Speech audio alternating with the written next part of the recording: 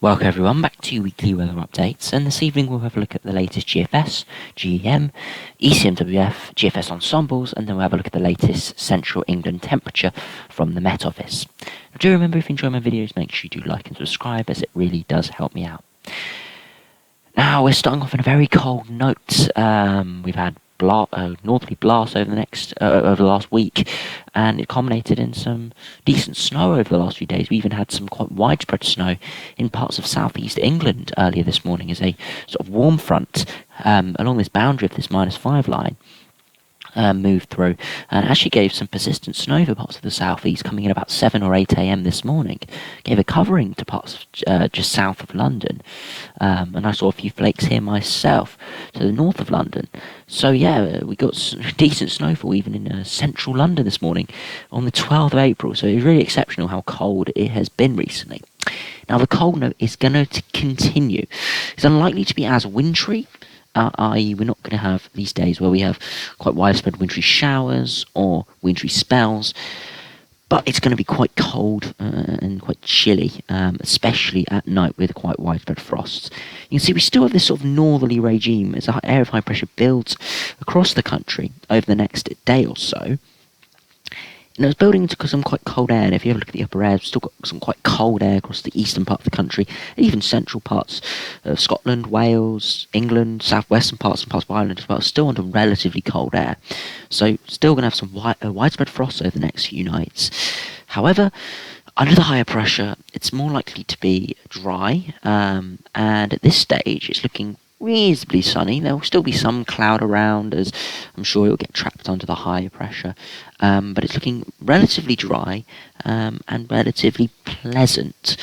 In the day, in sunshine, temperatures get up to maybe 10, 11, 12 degrees, so still below average, but not too bad at all.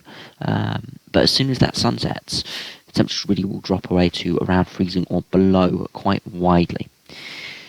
Now, we'll continue on the 850 HPA temperatures just to show you what sort of air mass we're going to be in, because this time of year, pressure pattern does matter, but it's more about, for temperature-wise, it's more about what the upper airs are doing, because you can have a very cold high pressure, or you can have a very warm high pressure this time of year.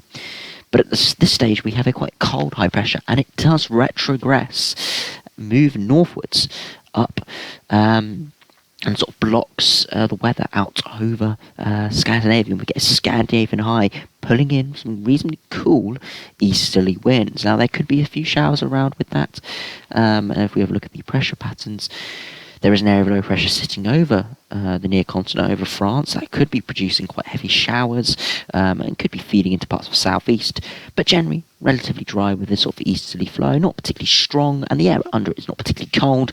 But again, if this was in January, be a bitterly cold easterly wind coming all the way from Siberia, but no, not this time of year. It's just going to be pretty chilly. Towards the east coast, if that wind does pick up, it will feel really quite cold indeed.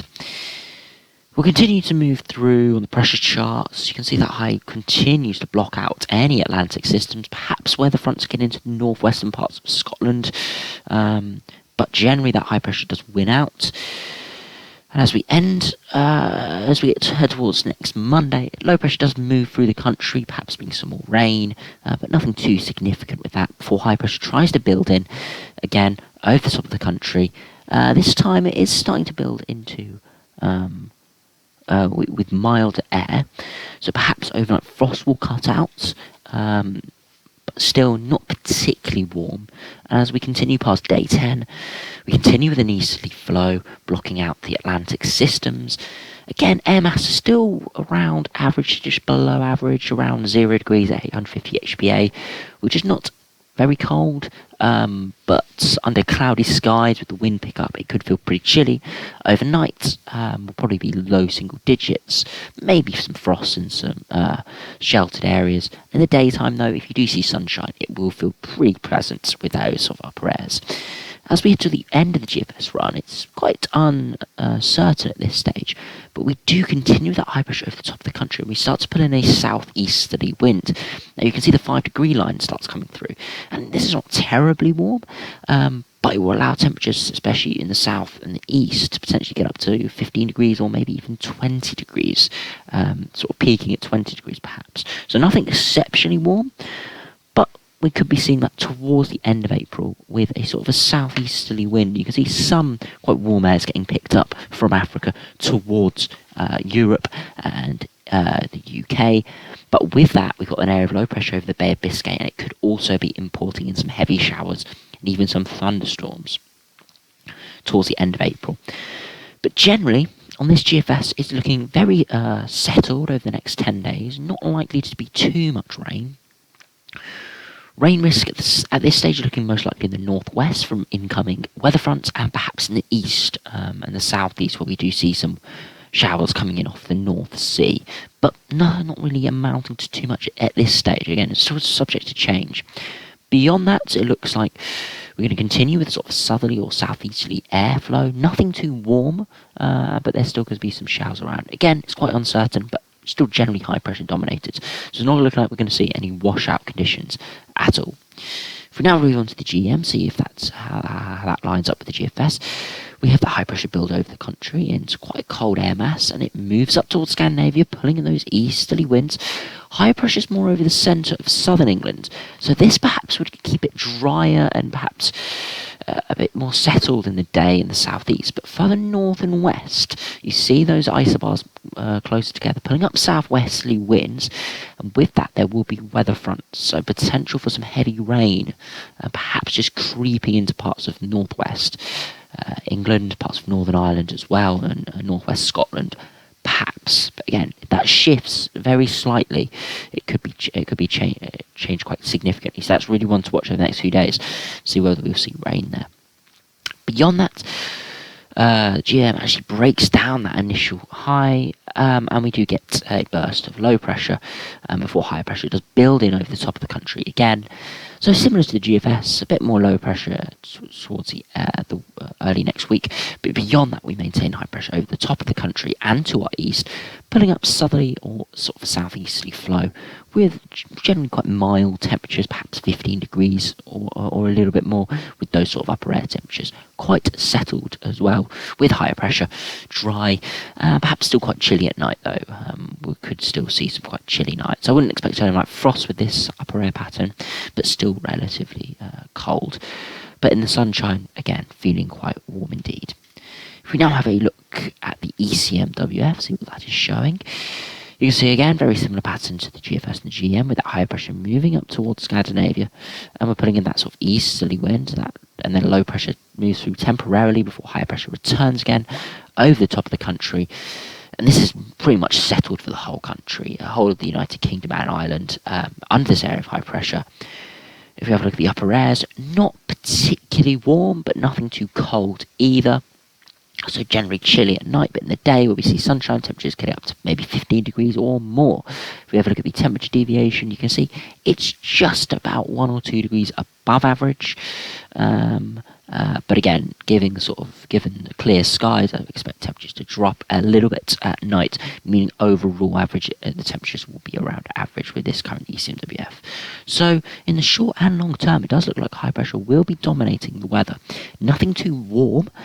And it's looking reasonably chilly in the near future, but looking into longer term, it looks like we'll be cutting off that sort of northerly or northeasterly airflow and looking at more of an easterly or southeasterly or even maybe the southerly airflow, bringing in milder or even a little bit warmer conditions, but nothing too balmy like we have seen in past years in April.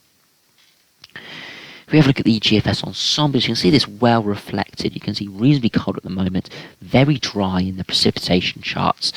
A few little spikes, potentially little features or areas of low pressure moving in.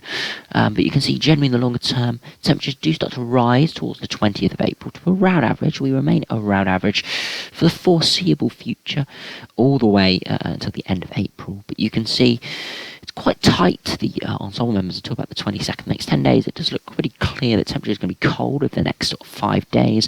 Slowly rise to around average and hover around average for that next 3 or 4 days, and towards maybe 23rd, 24th of April, there comes more uncertainty.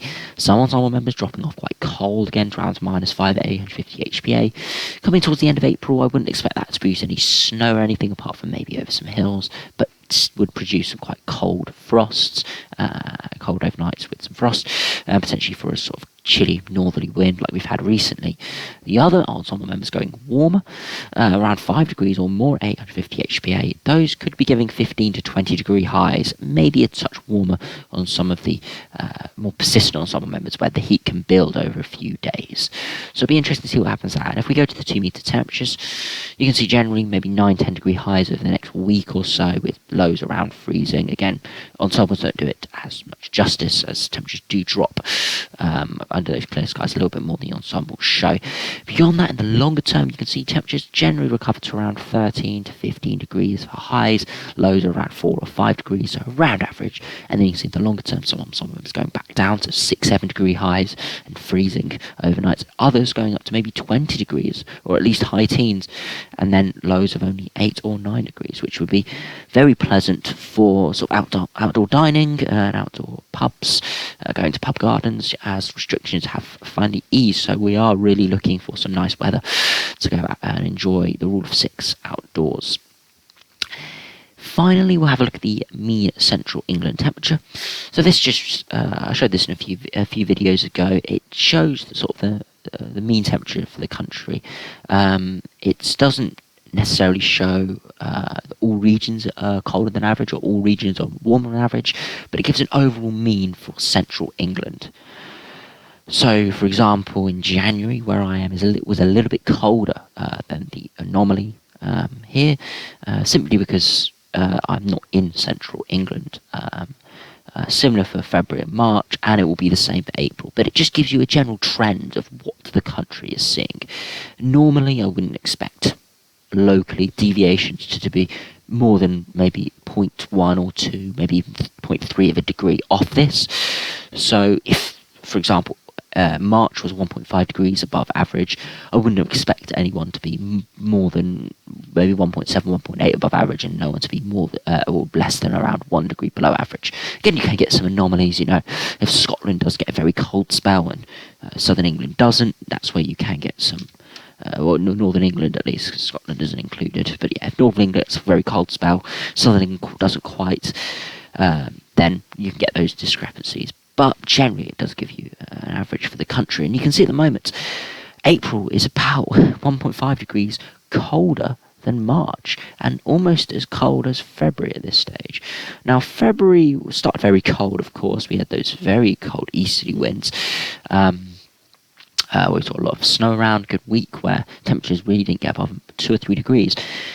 But towards the end of February, we saw some very high temperatures. That's why the temperature normally grew quite big, to 5.1.